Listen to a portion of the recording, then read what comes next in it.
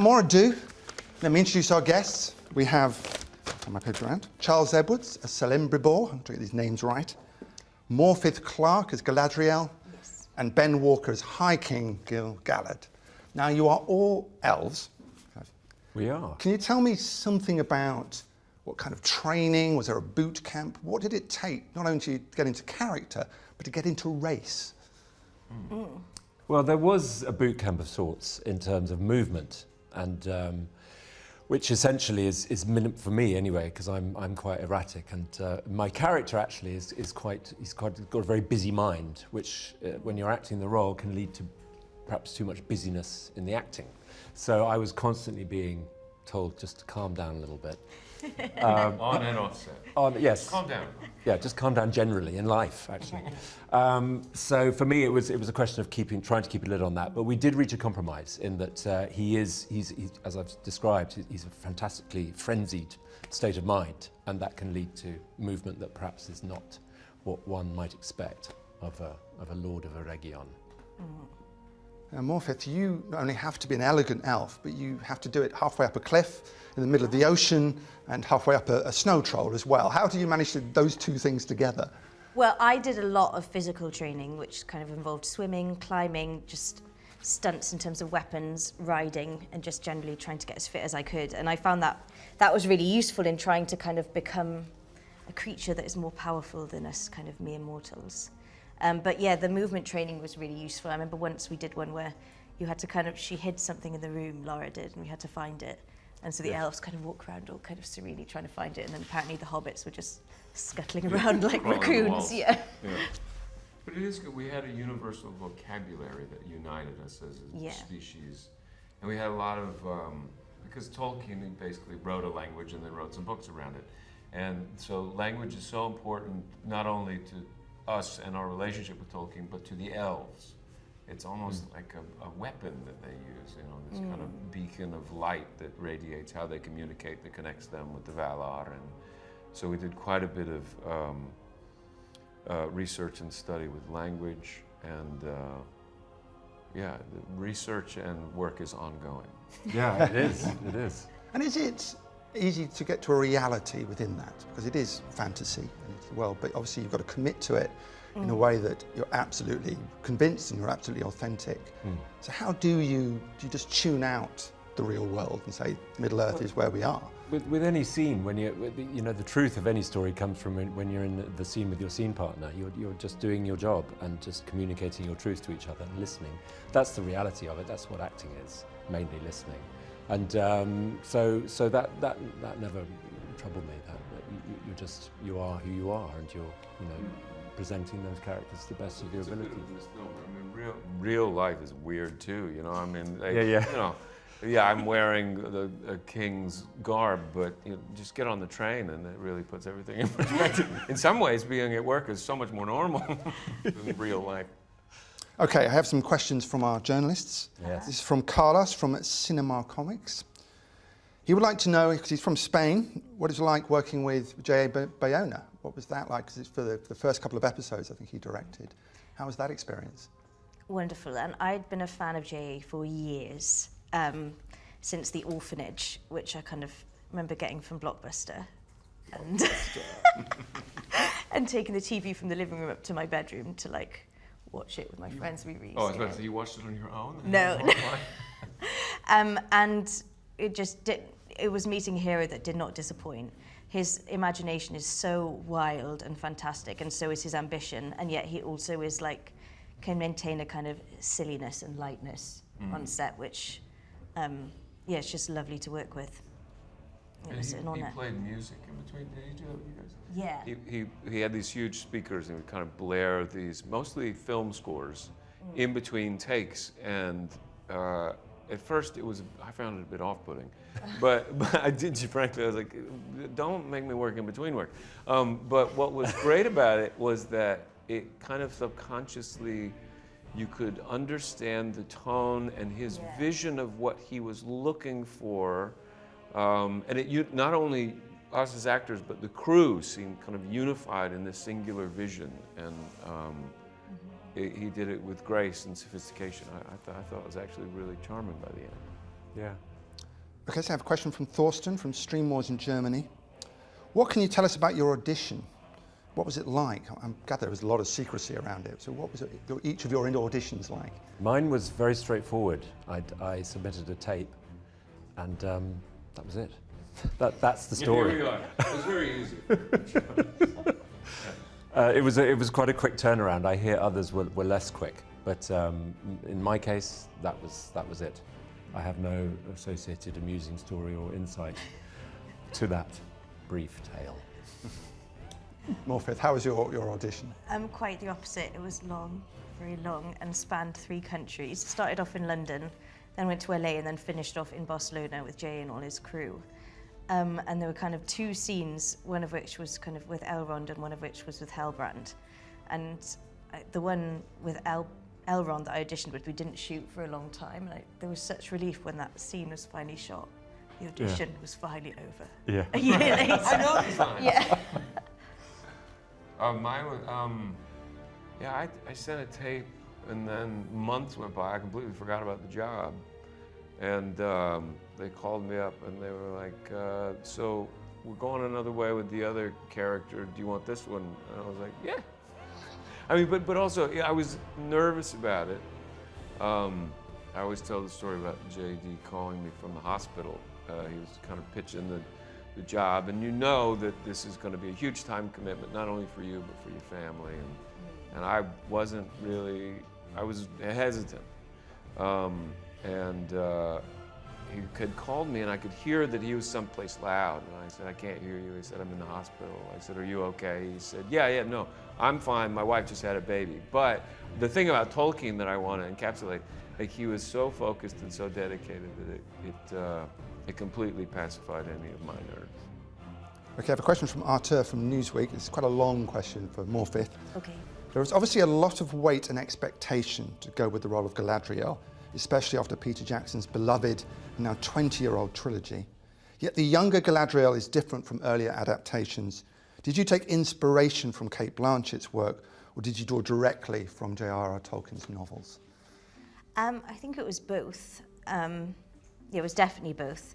And I felt really lucky that I had kind of those films and Cate Blanchett kind of playing a character that I somehow ended up playing, and I could see where my character was going. But then you just ultimately have to kind of, so I always had that in my mind that I knew where she'd end up, but my character didn't. But you just have to kind of shut out that noise and just kind of completely commit to it. And yeah, and then we all went back to the books, and I hadn't read the Silmarillion before starting this job, and so I just dived into that, and there's just so much, not just on kind of Galadriel's particular character, but on kind of the whole, what Middle-earth kind of felt and was like to live in during the Second Age that we were exploring. And so that was just fascinating, and it became quite comforting, you know, that I'd pop on the audiobook every night and kind of go into Middle-earth. How would you say your Galadriel is different and unexpected? Because she's much livelier maybe than Cate Blanchett was in the films. Well, I think the wisdom and serenity of Galadriel in the Third Age is hard-earned and comes from getting things wrong. And I kind of was exploring a lot the idea of, because I'm playing a younger Galadriel but not a young Galadriel, and this idea of kind of what could naivety and youth look like on someone who's already thousands of years old. And what I kind of struck on was arrogance. She just doesn't know the limits of her knowledge. And so that's what I was kind of exploring, and the mistakes that can come from that. Okay, question from Lama from Identity magazine. Are there any memorable moments you experienced while filming?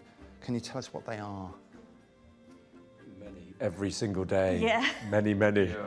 I mean, just off the top of my head, primarily seeing where my character spends most of his time, which is in his workshop. Seeing that set was really extraordinary and exciting, because, you know, when you're building a character, you rely on, it's not just you, it's every head of department, it's the directors, the writers, the showrunners, all collaborate to, you know, I mean, you don't know what you're going to wear until you get to the wardrobe fitting, and so that's part of your character. That dictates a certain mindset. And then when you see where you work, where they've homed you, where they've housed you, and what's in your drawers. It all feeds in, you know, to what's going on inside. You're building this person, and so that moment, seeing where they placed me, really was, you know, a completion for me, and also just to see the scale and the love and passion that had gone into this extraordinary design. I really like what we shot together, which was the first time there'd kind of been lots of supporting actors in the Elven world, and that was really beautiful. It was beautiful. Yeah. Bless their hearts, they didn't tell him anything. Yeah. So they're, you know, they've all signed like 20 NDAs, and they're, you know, they don't know who they are. They have pointy ears, but they're trying to kind of piece it together. So there was a moment where we're like, okay, guys, relax. Here's what's going on. Yeah. We're gonna have a lovely day together. But certainly there was. That was one of my first days also. Yeah. What was that? What was being shot that day? The coronation. Oh, that bit, yeah. And it was a bit. I was a bit gobsmacked by it. But also, I felt like I really did feel like we were making this kind of independent film. Like the scale of it is huge, but then you kind of get there and you're working with JA and you're working together, and it just feels like, okay, how do we make this as magical as we want it to be? It never felt like there was an abstraction at some point where, you know, stand there, say that. It felt like a true collaboration the whole time. A question from Hannah from Glamour in Germany. Would you say Rings of Power follows a female narrative and differentiates itself from the original trilogy in that way? See, there are incredible female characters in the original trilogy. I was like loved Galadriel, but also was obsessed with Eowyn, who would kind of obviously kills the Witch King because she is a woman. But yeah, it's really cool that there are definitely more women in this. However, still, it's over 50% men. So it's a balanced, and there's a balance to it. It's kind of not gone in any extremes either way, which I think is great. And yeah, it's really exciting. I feel really lucky that, for me, I've always felt very jealous of male actors, that they often get to learn to ride and learn to fight and do all that stuff. And this job has given me the opportunity to do that. And then I do like, and some, yeah. Yeah, you've made up for a lot. I do like thinking of kind of girls seeing that. A question from Julie from the Journal de Geek in France. How did you react when you discovered your elves' look and makeup? Was it as good as you expected? Thought, thank God, because it's hard to imagine that you can do it without that. Don't know if you guys found that as well. Oh yeah, I mean, like Kate Howley, our designer, yeah, I mean, she did 90% of the job. Yeah. Well, because I mean, in essence, actors, we're creative artists, but what we do isn't necessarily creative in the sense that we are interpretive artists. Yeah. We're instrumentalists. We didn't write the music, and we inject it, we hope, with something beautiful. But like you said earlier, so much of it is turning up and finding the world that's been created for you and around you, and then filling that. So I never felt unsupported, or if anything, it made me step up my game, really. Yeah, it does. When you see what you're surrounded with, Yeah. you know, it does make you step up your game. But coming from training all kind of sweaty and then going into a rehearsal room that has like carpeted walls and stuff, and then talking about Sauron and the devilry of like the Dark World is quite difficult. Yeah. So when you're in all that stuff, when you get the ears, when you get the hair, you're like, oh, now I can actually believe that my disbelief is suspended. Yeah, like, totally. Yeah, it is when you look in the mirror and you've got, your face has changed, you're different. Your face has changed because the ears do something extraordinary to the head. And what was the first day like when you actually first had the ears put on? I just can't stop looking at them. Yeah. Can't stop. Yeah, it is a profound moment. Yeah. And it takes scratching them as if they're yours. Yeah. Yes. Surreal. No, mine was, we were with the first kind of, when we decided that we'd found the look of Galadriel, that had all the costume department, all the armory department, all the makeup and hair department. And there were lots of tears because this was months and months of work from their departments. And it felt kind of just incredible to kind of be kind of the vessel for that. How was the Elven language training? What was it like to play in Elvish, or play in the Elvish language? This is from Anna in France. I've yet to utter any Elvish I'm sure there's some lined up for me, but as yet. But we had a lot of, we did a lot of, similarly with the movement, you know, we did a lot of work on. The thing about the elves, what I realized is that their thoughts are incredibly long, and which kind of reminded me of Shakespeare. You kind of, the culmination of the thought comes 2 lines later. So it's a question of just, it's a question of breathing and thinking ahead. And but in terms of I did a lot of Elvish writing, which I found very exciting, because I'm into that kind of stuff. So I enjoyed all that training. But yeah, no, personally, I haven't yet uttered any Elvish. Morfydd, how about you? Because you've got to make it sound like it's your natural language, haven't you? It's not reciting lines. Yeah, I really enjoyed that aspect of it, and I'd always, my mum was very quick to tell me when my dad started reading The Hobbit to me that Elvish was based on Welsh, so I'd always felt kind of quite proud of that. We're unfortunately doing the Finnish version, much to my despair, because that's a little harder for me. But yeah, there was lots of conversations about what it means to be bilingual, what it means to be able to have thoughts on different planes, which is what I think you get from having multiple languages. And yeah, and also discussion about kind of where's the emotion lie, which was quite fascinating. What is the most surprising or interesting fact you've learned about Tolkien's world? This is from Eric from Film Stop in Sweden. I think how exhaustive it is. I mean, I had no idea. I was a big fan of when I was smaller, but the more reading I've done, the more endless his corridors are, and the more every door that's half open, you know, you just peek around there. There's a whole other world in there. It is staggering for the imagination, and yeah, I think that's the main thing for me. He's an extraordinary writer. Ben, how about you? I'd just reiterate that it's seemingly biblical in nature, in that every time you return to the text, you garner something new, something that not only enriches what we're trying to do, but it also enriches me as a person and as a fan, and yeah, the depths and the intricacies of it. What a mind. And for us to be able to kind of share in that, and also share in the sharing of it, is one of the great pleasures of the job. Yeah. Yeah. The other thing is that he left many things implied, many things unconfirmed, many choices to be made, and I think that's what we've all really enjoyed about this particular project. It has given us the opportunity to examine some of those choices. Okay, this is from Alberto from Vandal in Spain. It's quite a long question. Hail Gil-galad, the greatest of all Elven kings. Gil-galad is a very important character in Tolkien's mythology, one of the protagonists of the Second Age, but at the same time he's very unknown. How has it been interpreted in the Rings of Power, and how would you define your character? Sure. No, you're right. He does a lot. You can learn a lot about him, but there's still some, like his parentage is nebulous. There's one scenario where we're related if you go down that path.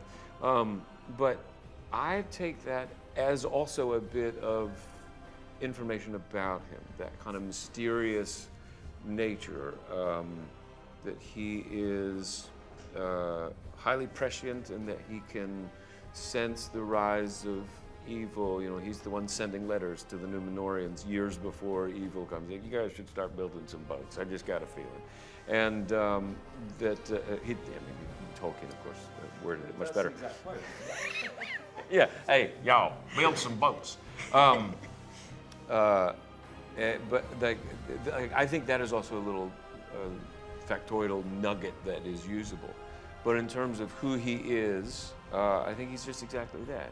He is one of the elves that has chosen to remain in Middle-earth. You know, he could go be sipping Mai Tais on the Elvish Valhalla, but instead he's chosen to stay on this dark, disgusting rock where all these species just want to kill each other, and he's decided that he's going to help shepherd them to peace. I think there's something noble about it. I think he's the kind of leader and politician that we wish we had, and that he is setting out to selflessly bring out the best in those around him. If you want to see how that goes, watch the show. This from George from Cinema Savvy. How was it to film in New Zealand almost 20 years after Lord of the Rings and 10 years after The Hobbit? What was your Kiwi experience like? Just wonderful. And I worked with lots of the stunt departments, and lots of them had been part of the films, and so that was really exciting.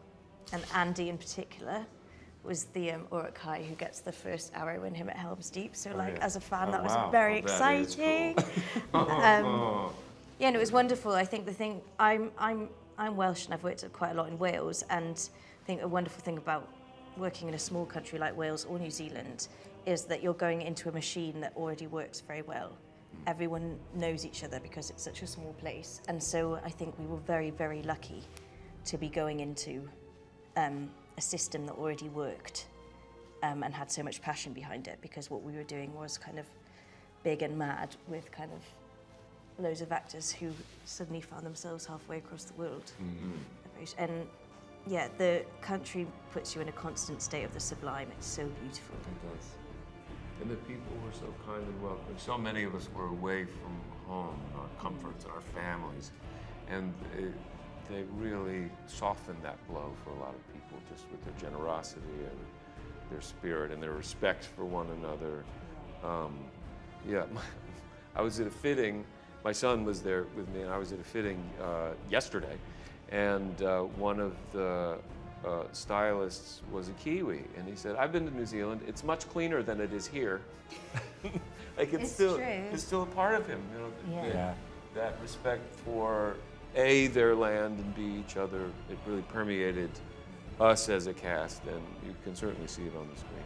Did you have any chance to do the kind of extracurricular things, the surfing, the whitewater rafting, you know, everything the country offers? It was amazing, and we also I had a chance to go around the South Island, which kind of is just so huge and beautiful.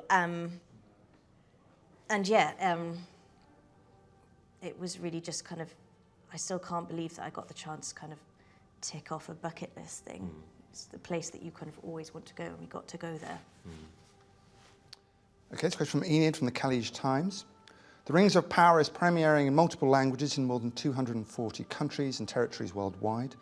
What is it about the series that gives it, you think, a global appeal? I think, again, it's back to Tolkien. It's his global appeal, as has been proved time and time again. His themes of love, the simple things. Yeah, you've got to, of course, as we've discussed, the epic world that he creates, the worlds that he creates, but within that there are these moments of I was going to say human, but applicable in some cases, but you know, the conditions, what it means to exist, the conditions of existence, love, all these things, you know, redemption, testing yourself, you know, to take, how far would you go to save the thing that will person or being that you love, all these things. And what's wonderful about it, again in Tolkien, is that with this huge epic backdrop, there are these very small, almost domestic moments, particularly in our show as well, which are very, very moving and very touching because we all recognise those. And I think that's what makes him a global language. That's a lovely sentiment on which to leave it. Okay. So thank you, Ben, Morfydd and Charles. Thank you. you.